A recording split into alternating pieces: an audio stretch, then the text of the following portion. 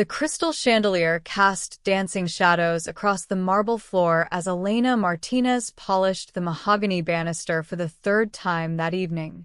Her hands trembled slightly, not from exhaustion, though her 12-hour shift was nearly over, but from what she'd overheard 30 minutes ago in the security room. At 27, Elena had learned to be invisible. In the 3 years she'd worked at the Ashford mansion, she'd perfected the art of blending into the background, of being present but unnoticed. It was a survival skill she'd honed since immigrating from Mexico at 19, working her way through night school while cleaning houses during the day. The wealthy didn't see people like her. They saw functions, tasks completed, surfaces cleaned. But tonight, her invisibility had revealed something terrible. She'd been returning a stack of fresh linens to the security office when she heard voices, harsh, conspiratorial whispers that made her freeze in the hallway. Marcus, the head of security, and 2 other bodyguards were huddled around a laptop, their voices low but urgent. Tonight at midnight. The study. Make it look like a robbery gone wrong. What about the girl? The maid? She's nobody. She won't see anything. She'll be in the West Wing. Elena's blood had run cold. They were talking about Mr. Ashford, Alexander Ashford, the 32-year-old tech billionaire whose home she cleaned, whose coffee she prepared each morning, whose rare smiles she'd come to cherish in a way she'd never admit aloud. Now, as she stood in the hallway outside his study, her heart hammered against her ribs. Through the heavy oak door, she could hear him on a conference call, his deep voice measured and confident as he discussed quarterly projections with someone in Tokyo. He had no idea that the men sworn to protect him were planning his murder in less than an hour. Elena's mind raced. She could call the police, but what would she tell them? That she'd overheard something that might be nothing? The Ashfords were powerful. The guards would deny everything, and she'd be dismissed as a paranoid immigrant trying to cause trouble. She'd lose her job, her work visa status might be questioned, and Mr. Ashford would still be in danger. No, she had to warn him directly. But how? She was just the maid. He barely knew her name, despite her 3 years of service. She was part of the house's invisible machinery, like the heating system or the automatic lights. The study door opened suddenly, and Alexander Ashford stepped out, loosening his tie. He nearly collided with Elena, who'd been frozen in indecision. "Oh, I'm sorry," he said, his gray eyes meeting hers with genuine apology. That was something she'd always noticed about him. Unlike so many wealthy people she'd worked for, he actually saw the staff. He remembered birthdays, asked about families, noticed when someone was unwell. "Mr. Ashford, Elena's voice caught in her throat. "How did you tell someone their life was in danger? How did you make them believe you? Is everything all right?" His brow furrowed with concern. "You look pale. Are you feeling sick?" This was her moment. Elena glanced down the hallway. Empty for now, but Marcus could appear at any second. She stepped closer, her voice dropping to an urgent whisper that trembled with fear and determination. "Your bodyguards betrayed you. Escape through the back door now." Alexander stared at her, his expression shifting from confusion to skepticism. "I'm sorry, what?" "Please," Elena whispered, her dark eyes pleading. "I know how this sounds. I know you have no reason to trust me. But I heard them, Marcus and the others. They're planning to kill you tonight at midnight. They're going to make it look like a robbery. You have to leave. Now." She watched the emotions play across his face. Disbelief, the instinct to dismiss her words, but also something else. A flicker of recognition, perhaps of doubt he'd been harboring himself. She'd noticed over the past weeks that he'd seemed stressed, taking calls at odd hours, looking over his shoulder more than usual. "Elena," he said slowly, and her heart skipped that he remembered her name. That's a very serious accusation. Marcus has been with my family for 10 years. I know what I heard, she insisted, her hands clenching the cleaning cloth she still held. Please, Mr. Ashford. I wouldn't risk my job, my entire life here, if I wasn't certain. Something's wrong. You know it too. I can see it in your eyes. Alexander studied her face for a long moment. In the soft hallway lighting, he could see the sincerity in her expression, the genuine fear. This woman had everything to lose by speaking up and nothing to gain except his safety. The back door, he said quietly. You said the back door? Elena nodded quickly. The kitchen service entrance. Marcus stationed everyone at the front and the east wing. I heard him. The back is clear for another 20 minutes while the shift changes. Alexander made a decision. Come with me. What? If you're right, they might suspect you helped me. I'm not leaving you here to face that. He grabbed her hand, warm, strong, decisive, and pulled her toward the back staircase. If you're wrong, well, we'll have an awkward conversation tomorrow. But my instincts are telling me to trust you. As they hurried down the servant stairs, Elena's heart raced for entirely new reasons. She was holding Alexander Ashford's hand, running through his mansion, possibly saving his life, definitely changing her own forever. Behind them, she heard Marcus's voice calling out, Mr. Ashford? Sir, where are you? They ran faster, two people from completely different worlds, united by trust and the desperate hope that they'd escape in time. The kitchen was dark except for the soft glow of the security panel by the back door. The one entrance Elena knew was on a separate system, one that Marcus hadn't thought to monitor as closely. As a maid, she'd learned every corner of this mansion, every system, every routine. Knowledge the wealthy took for granted had just become Alexander Ashford's lifeline. Wait, Alexander whispered, pulling her behind the large industrial refrigerator. His hand was still wrapped around hers, and Elena could feel his pulse racing against her wrist. Let me think for a second. We don't have a second, Elena hissed back, her accent thickening with stress as it always did when she was frightened. Marcus will check the study any moment now. When he finds you gone. My phone. Alexander pulled out his cell with his free hand, his face illuminated by the screen's glow. I need to call. No. Elena grabbed the phone from him. They could be tracking it. That's probably how they know your movements. He stared at her, then at his phone, realization dawning. My head of security has access to all my devices. God, you're right. I've been so stupid. Not stupid, Elena said softly, surprising herself with the gentleness in her voice. Trusting. There's a difference. Their eyes met in the darkness, and something passed between them, an understanding, a connection that transcended their different worlds. Here, in this moment, there was no billionaire and Maid, just two people fighting to survive. What do I do? Alexander asked, and Elena realized with a start that he was asking her, really asking, treating her like an equal, like someone whose opinion mattered. We disable the phone, leave it here, so they think you're still in the house. Buy us time. Elena was thinking fast, her mind working through possibilities.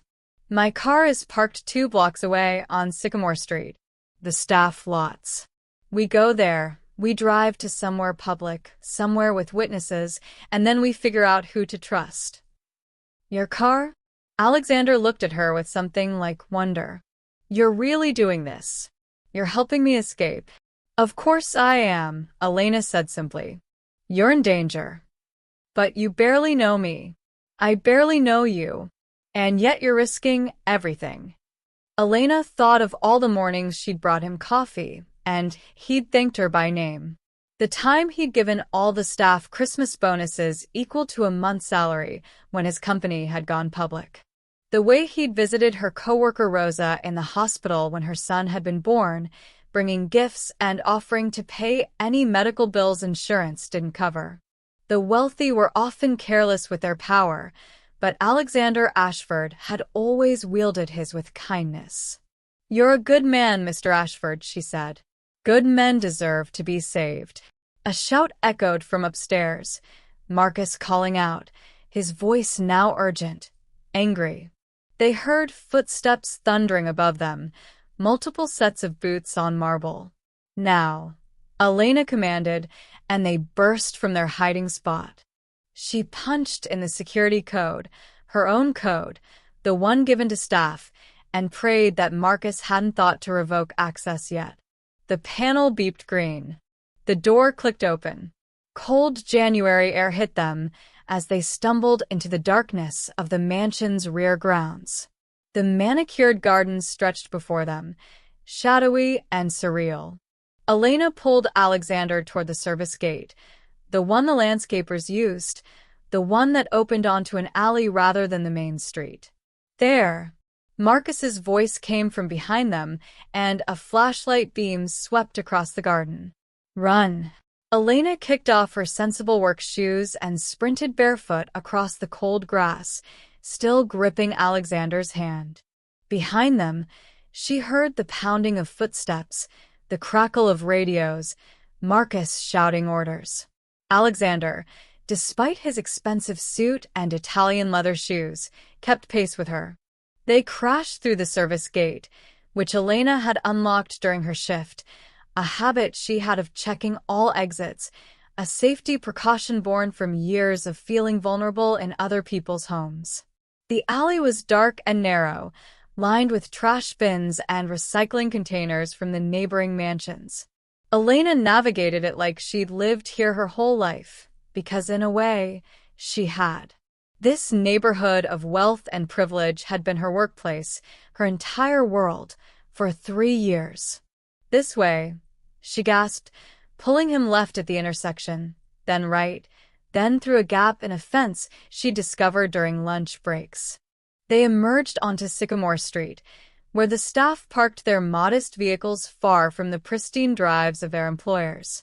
Her car, a 15-year-old Honda Civic with a dented bumper and a window that didn't quite close, sat under a broken streetlight.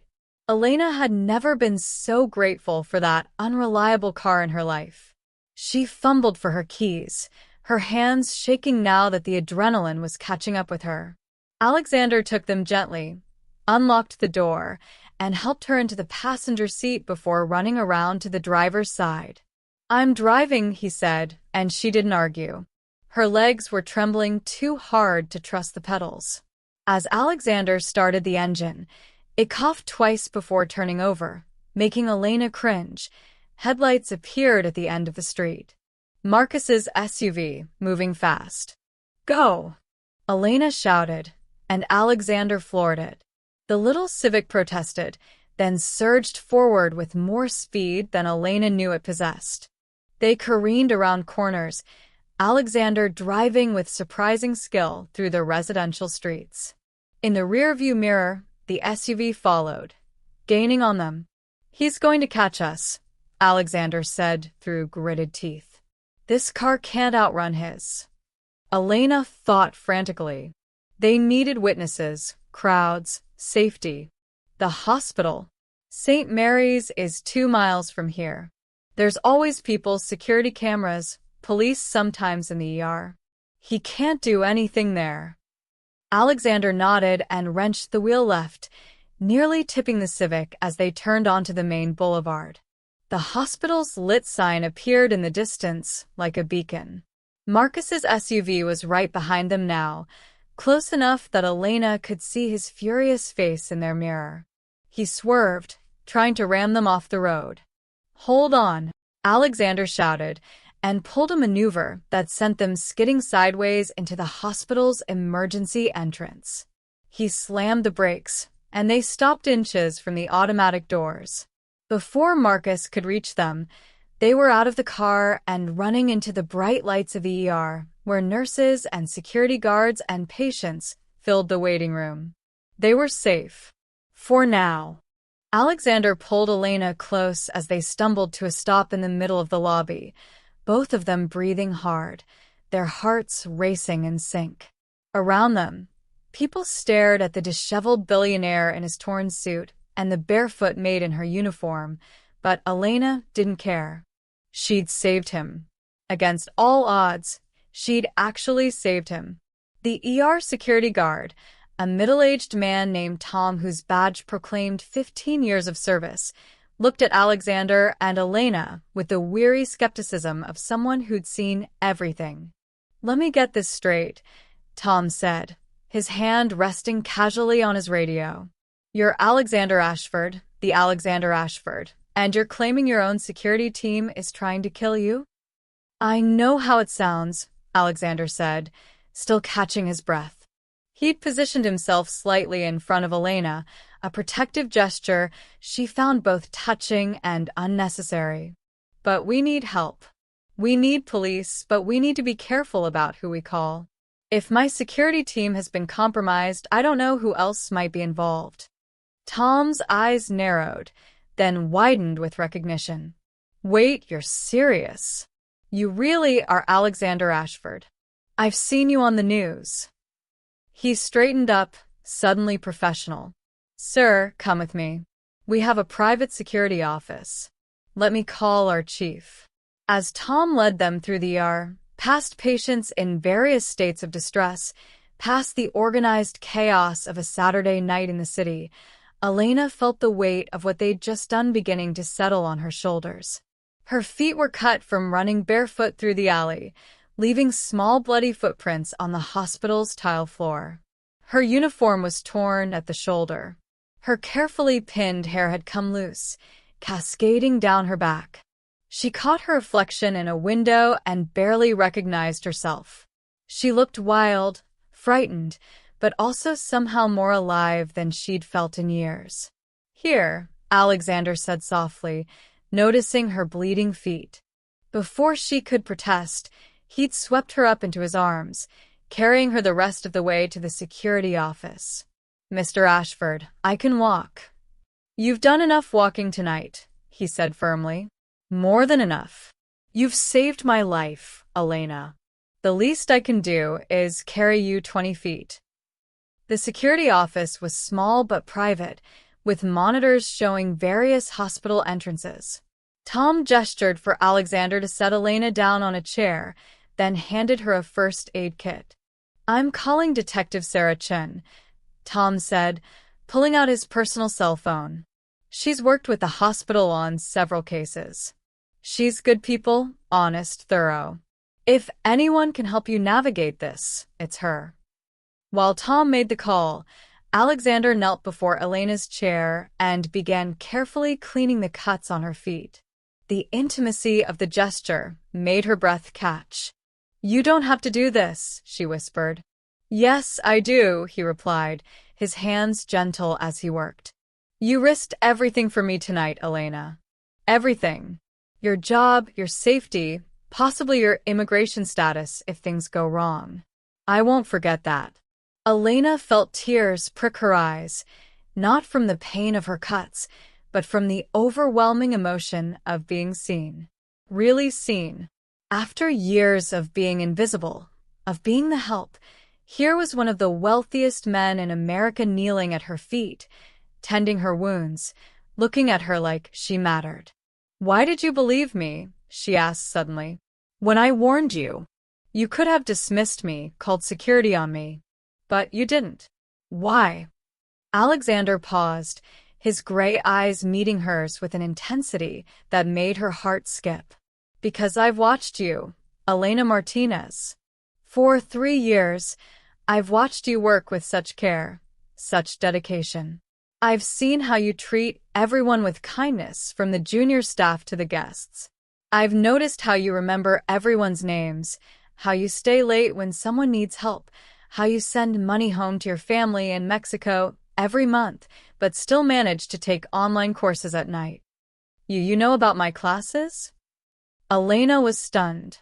"I make it my business to know about the people who work in my home," Alexander said simply. And what I know about you is that you're brilliant, hardworking, and honest to your core. So when you told me I was in danger, I believed you because I trust who you are." Before Elena could respond, Tom returned. "Detective Chun is on her way. She's bringing backup, people she trusts personally. She said to sit tight and not make any calls from any devices connected to you, Mr. Ashford." "Smart," Alexander said, standing up but staying close to Elena. "Marcus had access to everything, my phone, my computers, my schedule. This has been planned for a while." "But why?" Elena asked. "Why would he do this? You've been good to him, to all your employees." Alexander's jaw tightened. "Money, I suspect. I've been working on a new technology, a breakthrough in quantum computing that could revolutionize encryption. The patents alone are worth billions. If someone wanted to steal that technology, eliminating me and making it look like a robbery would be the perfect cover." "Corporate espionage." Tom whistled low. "That's serious federal crime territory." "Which is why we need to be very careful about who we trust," Alexander said. They waited in tense silence, watching the monitors for any sign of Marcus or the other bodyguards. Elena's mind was racing, processing everything that had happened in the last 2 hours. This morning, she'd woken up in her small studio apartment in Queens, planning another ordinary day of cleaning and studying. Now she was sitting in a hospital security office, her feet bandaged by a billionaire, waiting for the police while assassins searched for them. It was terrifying. It was surreal. It was the most important thing she'd ever done. 20 minutes later, Detective Sarah Chin arrived, a sharp-eyed woman in her 40s with the no-nonsense demeanor of someone who'd earned their position through competence rather than politics. She listened to their story without interruption, taking notes, her expression growing darker as Alexander described what Elena had overheard. "You're sure of what you heard?" Chin asked Elena directly, her gaze assessing. "Completely sure," Elena replied, meeting the detective's eyes. "I know what I heard, Detective. They were planning to kill Mr. Ashford at midnight, make it look like a robbery. Marcus said I wouldn't see anything because I'd be in the West Wing." "What time is it now?" Chun checked her watch. 11:47. "If what you're saying is true, we're cutting it very close." She turned to Alexander. "I need you to think carefully. Besides this technology you mentioned, is there anything else that makes you a target? Any disputes, lawsuits, threats?" Alexander considered. "There's a hostile takeover attempt by Meridian Tech. They've been trying to acquire my company for months. I've refused every offer. The CEO, James Wilcox, he's ruthless. But I never thought he'd go this far." "Meridian Tech," Chin repeated, typing notes into her tablet. "We'll look into it. In the meantime, you both need protective custody. Mr. Ashford, your life is clearly in danger. And Elena," she looked at the young woman with respect, "you're a witness now. A very important one. That makes you a target too." The words hung in the air, heavy with implication. Elena felt Alexander's hand find hers, their fingers intertwining naturally, as if they'd been doing this for years instead of hours. "I'll protect her," Alexander said quietly. "Whatever it takes." Detective Chin raised an eyebrow but didn't comment on their clasped hands. "Noble, but I'm assigning you both protection detail. Officers I trust personally."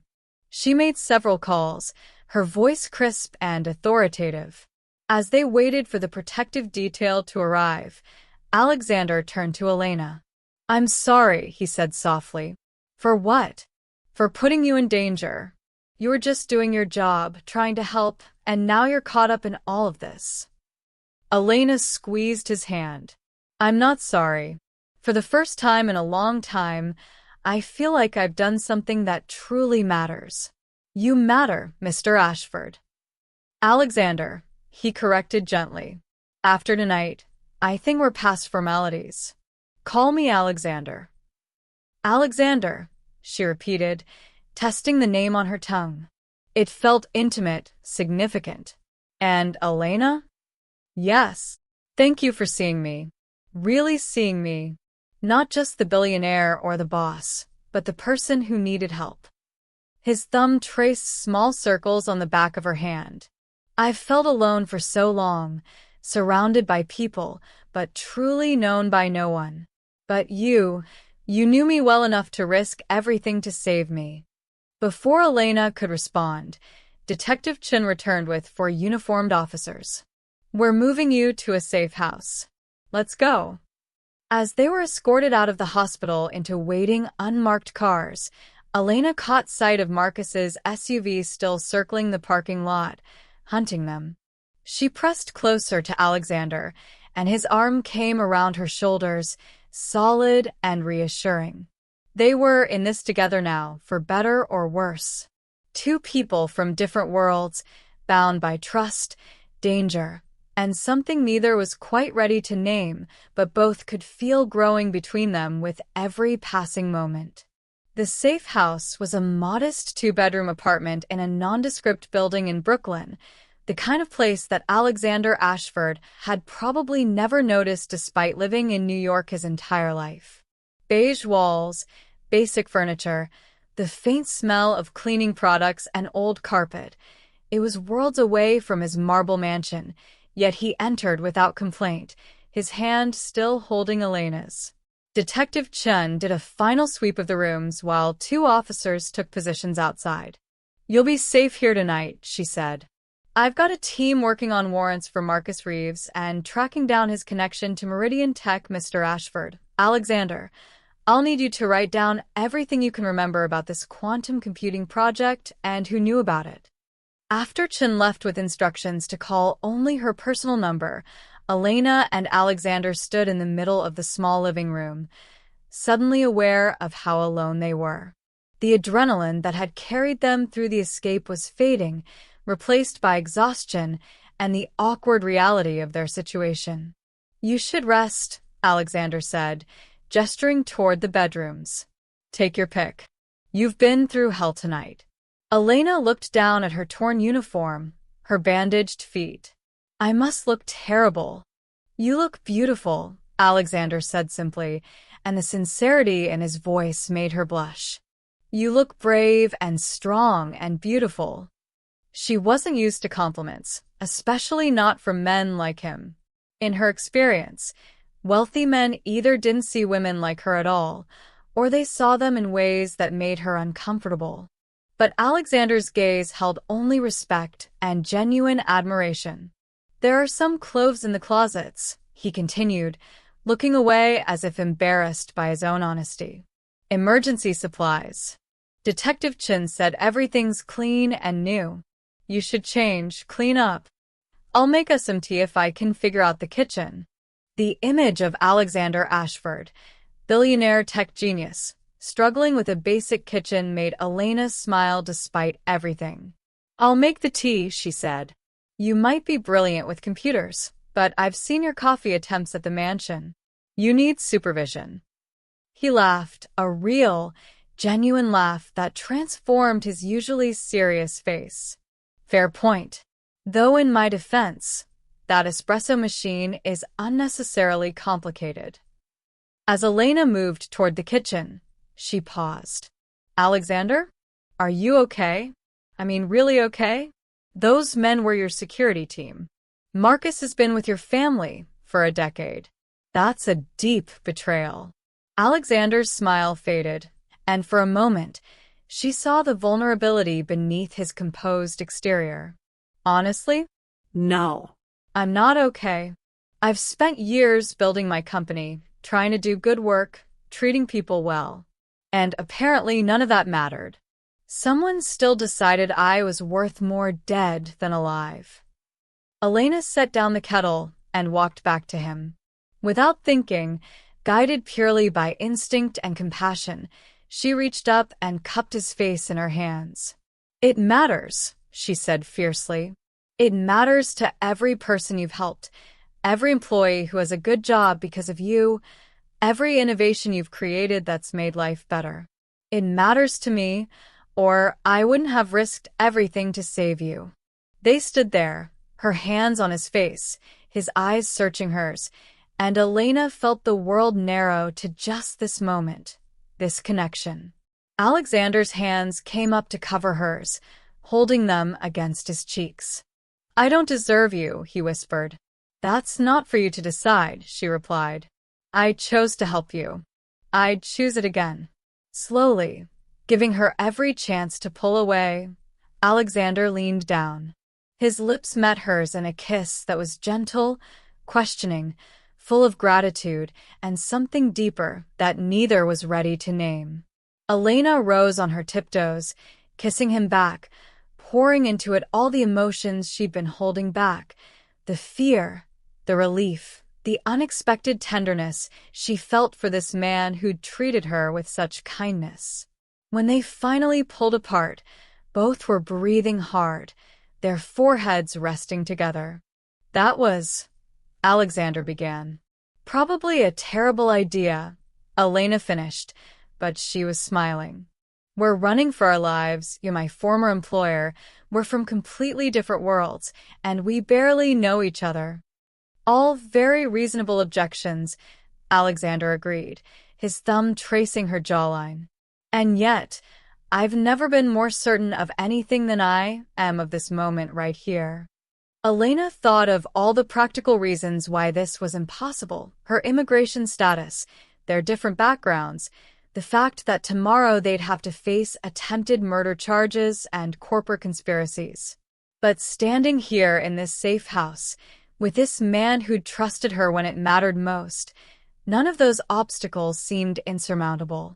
She said finally, stepping back reluctantly.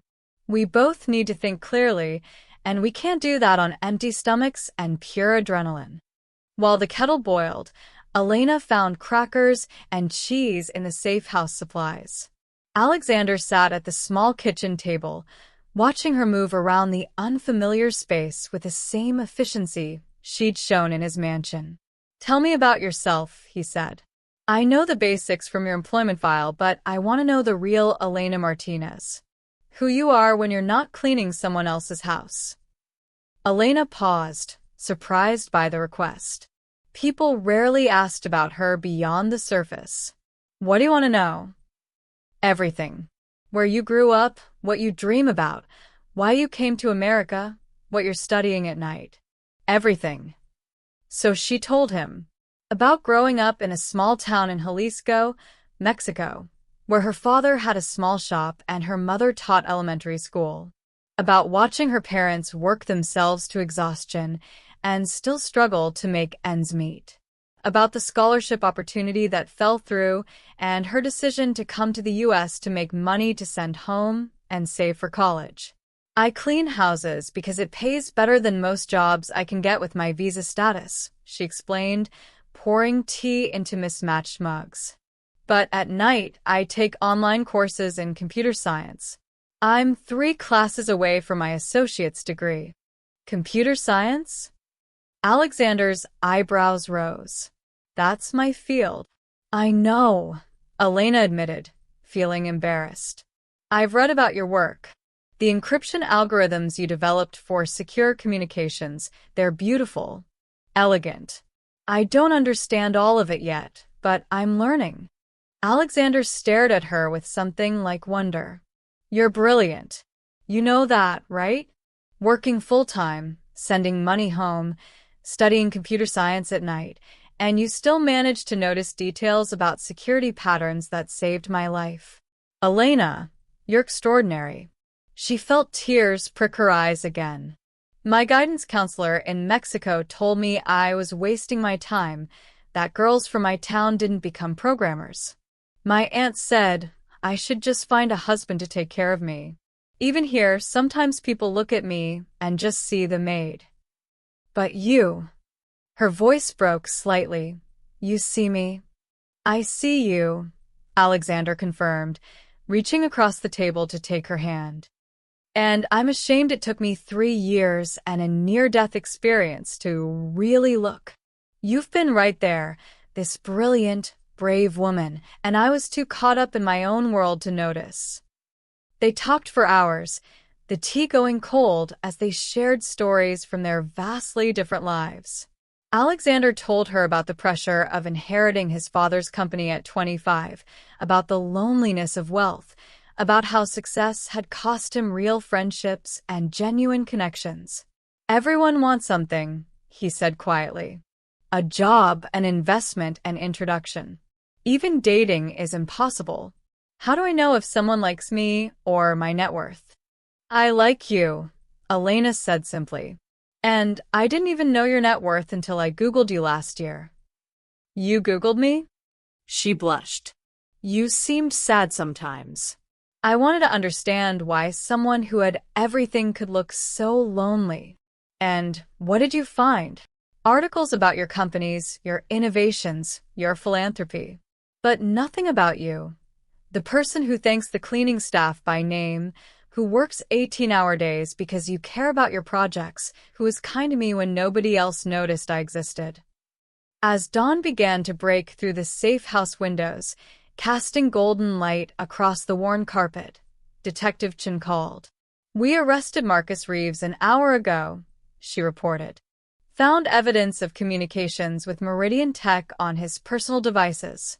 He's talking, trying to cut a deal. Looks like you were the target of a corporate-sponsored assassination attempt. We're bringing in James Wilcox now." "It's over?" Alexander asked, hardly daring to believe it. "The immediate danger is over," Chin confirmed. "Though I'd recommend enhanced security going forward." "And Mr. Ashford? That maid of yours, Elena Martinez. Her testimony is going to be crucial to the case. Make sure she has good legal representation. Immigration services are going to scrutinize every aspect of her visa status during this investigation." After the call ended, Alexander turned to Elena with fierce determination. "I'm getting you the best immigration lawyer in New York. And after this is over, when you finish your degree, I want you to come work for me. Not as a maid, as a programmer.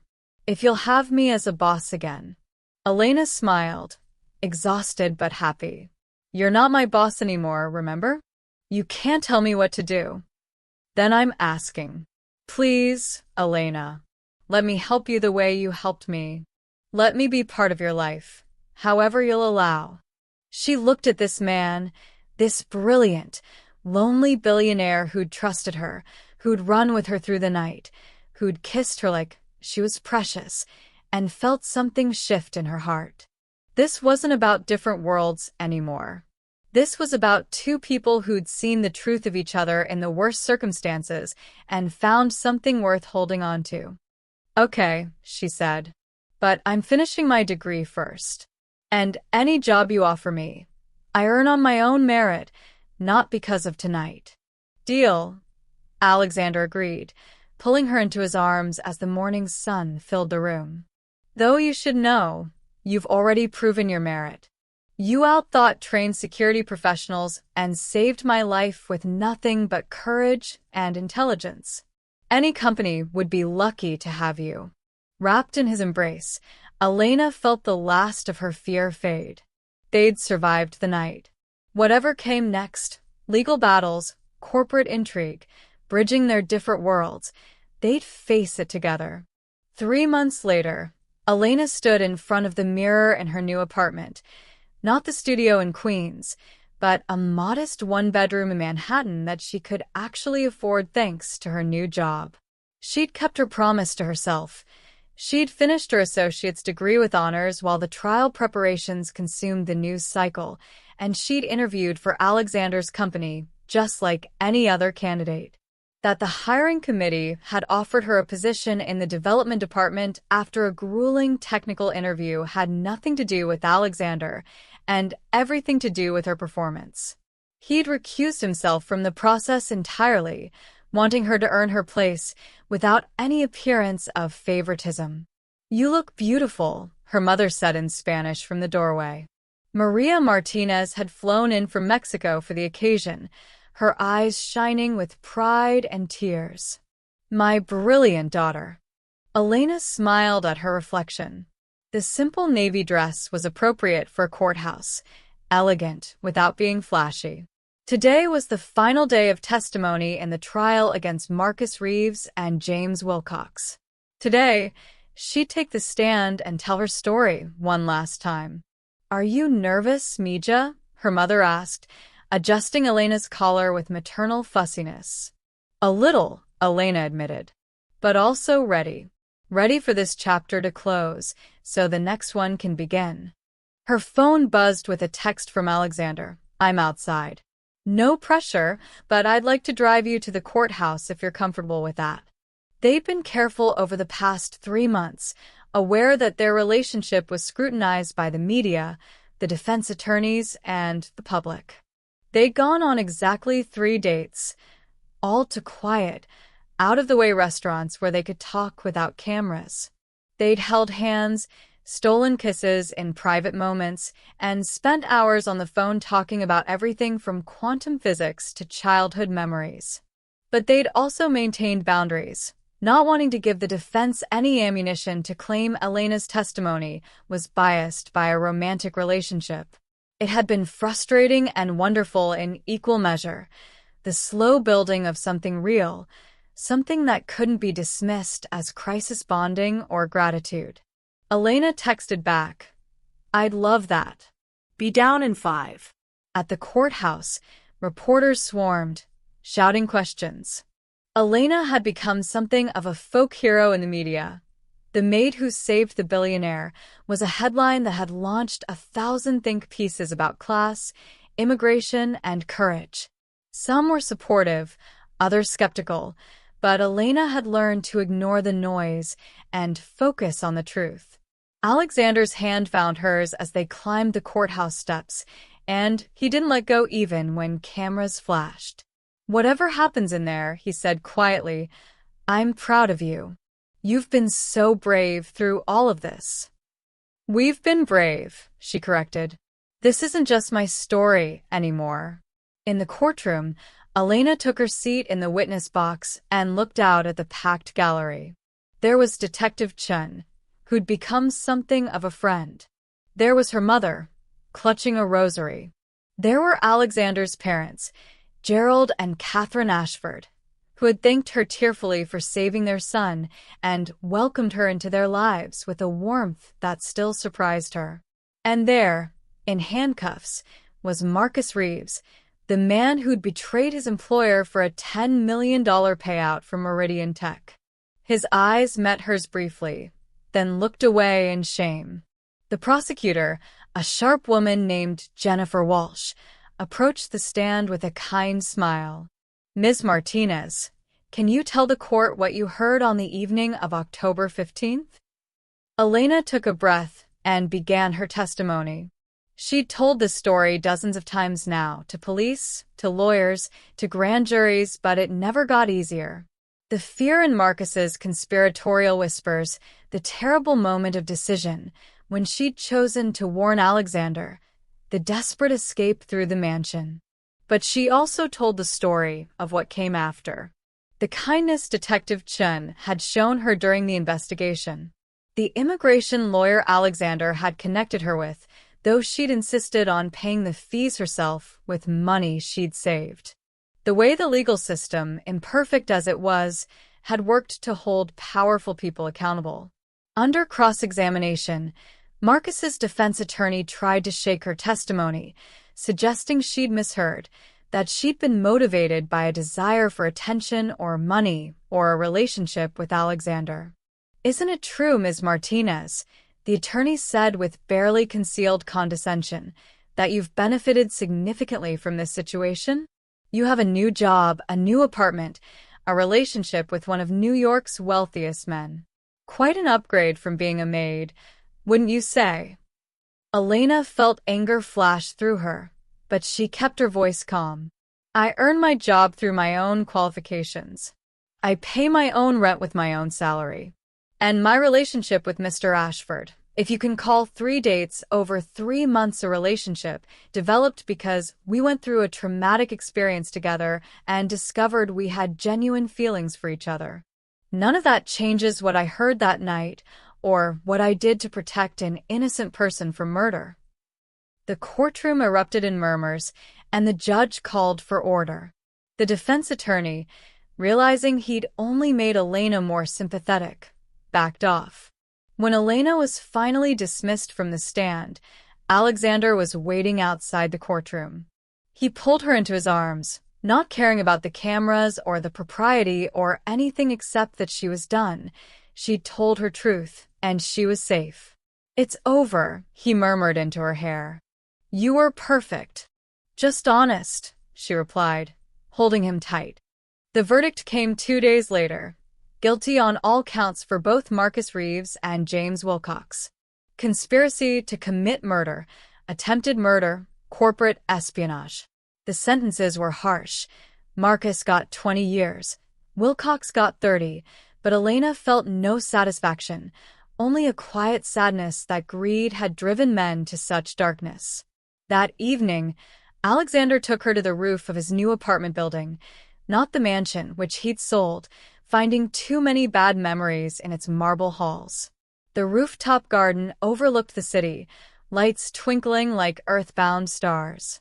"I've been thinking," Alexander said, his arm around her shoulders as they watched the sunset, "about what comes next. For me, for my company, for us." Us. Elena's heart quickened. They'd been so careful to take things slow, to build a foundation based on more than trauma and adrenaline. "If you'll have me," Alexander said, turning to face her. "Elena, these past 3 months have been the hardest of my life, but also the best. Because of you. You've shown me what real courage looks like, what real integrity looks like. You've challenged me to be better, to see beyond my own privileged bubble, to remember that the measure of a person isn't their net worth but their character." He took her hands in his. "I don't want to rush you. I know we're still getting to know each other in some ways. But I also know that I've never felt this way about anyone. I love you, Elena Martinez. I love your brilliant mind and your brave heart and the way you see the world with such clear-eyed compassion. I love that you won't let me get away with anything, that you demand I earn your respect and trust every day." Tears streamed down Elena's face. "I love you too," she whispered.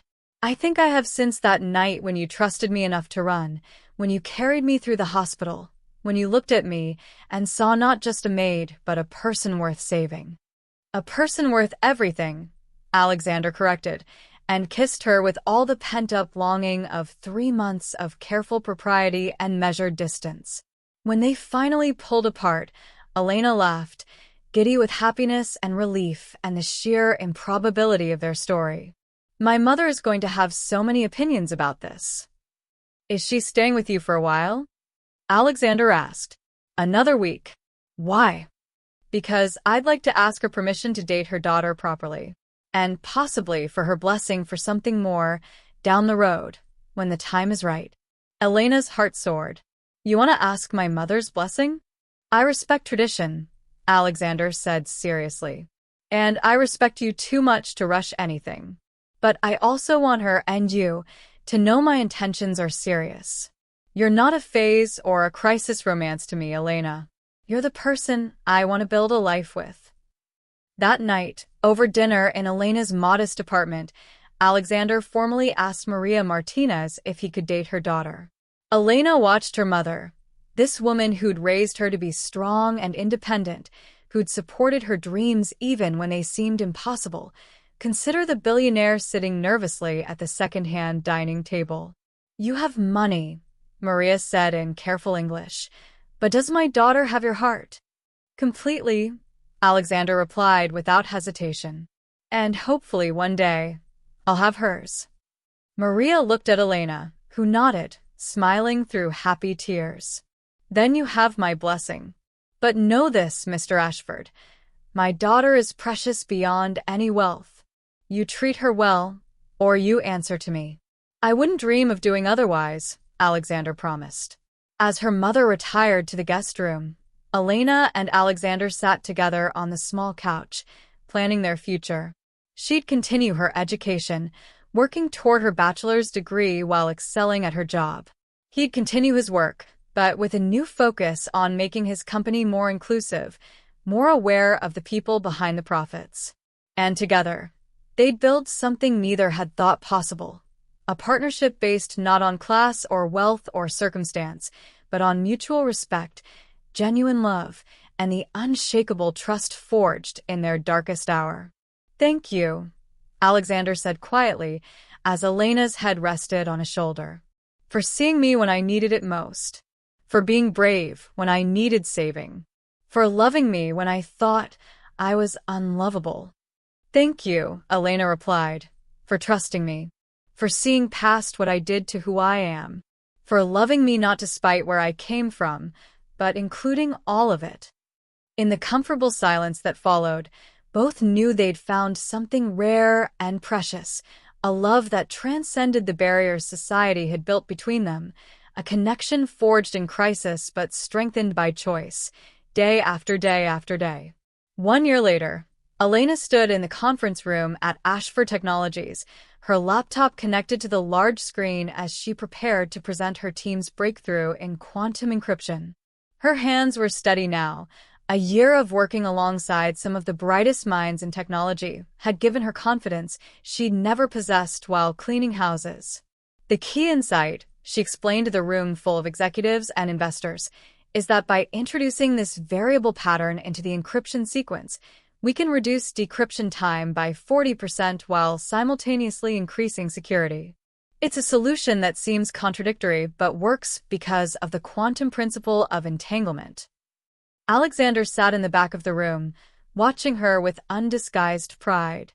He'd recused himself from her project team to avoid any conflicts of interest, but he couldn't resist attending the presentation. This was Elena's moment, earned entirely through her own brilliance and hard work. When she finished, the room erupted in applause. Dr. Sarah Kim, the head of the quantum computing division and Elena's direct supervisor, stood up. "This is groundbreaking work," she announced. "Ms. Martinez, on behalf of the team, I'd like to recommend you for promotion to senior developer. Your contributions over the past year have been exceptional." Elena felt tears prick her eyes. Senior developer. A year ago, she'd been cleaning offices. Now she was being promoted based purely on her merit, her ideas, her innovations. After the meeting, Alexander caught up with her in the hallway, pulling her into an empty office. "You are incredible," he said, kissing her softly. "I'm so proud of you." "It's surreal," Elena admitted, leaning into his embrace. "Sometimes I still can't believe this is my life now." They'd been officially together for 9 months, taking things slowly, building their relationship on the solid foundation of friendship and shared values. Elena had met Alexander's extended family, who'd welcomed her warmly, or mostly warmly, she amended mentally. There were still some relatives who struggled with the fact that Alexander was dating someone who'd been his employee, someone from a different class and culture. But the people who mattered, his parents, his sister, his close friends, had seen what Elena brought to his life. How she challenged him intellectually, supported him emotionally, and loved him for who he was rather than what he had. And slowly, even the skeptics had come around. "Are you ready for tomorrow?" Alexander asked, his voice suddenly nervous. "Tomorrow." Elena's graduation ceremony. After a year of night classes and weekend study sessions, she'd earned her bachelor's degree in computer science, graduating summa cum laude. Her mother was flying in again, this time bringing Elena's younger brother Miguel. Alexander's parents would be there too, and Detective Chun, and several of Elena's colleagues from work. "I'm ready," she said. "Though I'm more nervous about the celebration dinner. Your mother wants to host it at the club." Too fancy. Alexander knew Elena still sometimes felt uncomfortable in the wealthy social settings that were second nature to him. "A little," she admitted. "But I'm learning. And your mother has been so kind about everything, teaching me which fork to use, explaining social protocols, making sure I feel included. I don't want to seem ungrateful." "You could never seem ungrateful," Alexander assured her. "You're the least entitled person I know." It's one of the 1,000 things I love about you. That evening, they had dinner at a small Mexican restaurant in Elena's old neighborhood in Queens, a deliberate choice they made at least once a month, keeping Elena connected to her roots and reminding themselves both of where they'd started. The owner, Rosa, knew them by name now and always saved them the corner booth. "I have something for you," Alexander said after they'd ordered. He pulled out a small velvet box and Elena's breath caught. "Alexander." "It's not what you think," he said quickly, seeing her panic. "Well, not yet. Open it." Inside was a delicate gold bracelet with 3 charms, a tiny house representing where she'd started, a computer representing where she was now, and a star representing the future. "I wanted you to have something that honors your journey," Alexander explained, his voice thick with emotion. "Past, present, and future. Everything you've overcome, everything you've achieved, everything you're going to do." Elena couldn't speak through her tears as he fastened the bracelet around her wrist. "It's beautiful," she finally managed. "You're beautiful," he corrected. "Elena, I know we said we'd take things slow, and I'm not asking you for anything you're not ready to give. But I want you to know my intentions. When the time is right, when you're ready, I'm going to ask you to marry me. And I'm going to spend the rest of my life working to deserve the gift of your love." "You already deserve it," Elena whispered, reaching across the table to take his hand. "You've shown me every day for the past year that you see me, respect me, love me for exactly who I am. You've never tried to change me or make me into someone I'm not. You've supported my dreams while pursuing your own. You've been patient with my fears and celebrated my victories like they were your own." "Because they are my own," Alexander said simply. "Your happiness is my happiness. Your success is my success. We're partners, Elena, in every way that matters." The next day, Elena walked across the graduation stage in her cap and gown, accepting her diploma, while her mother sobbed happy tears in the audience. As she moved her tassel from right to left, officially marking her transformation from student to graduate, she caught Alexander's eye in the crowd. He was standing, applauding, his face radiant with pride and love. At the celebration dinner that night, which turned out to be lovely despite Elena's anxieties, Catherine Ashford stood to make a toast. "A year ago," she began, "my son's life was saved by a remarkable young woman. At the time, I thought that was the greatest gift Elena Martinez could give our family. I was wrong." She turned to Elena with genuine warmth. "The greatest gift has been watching you bring joy, purpose, and real love into my son's life. You've challenged him to be better, to think beyond his privilege, to use his resources to create real opportunities for people like you, brilliant, talented people who just needed a chance." She raised her glass. "To Elena Martinez, cum laude graduate, senior developer, beloved daughter, and the woman who saved my son in more ways than one."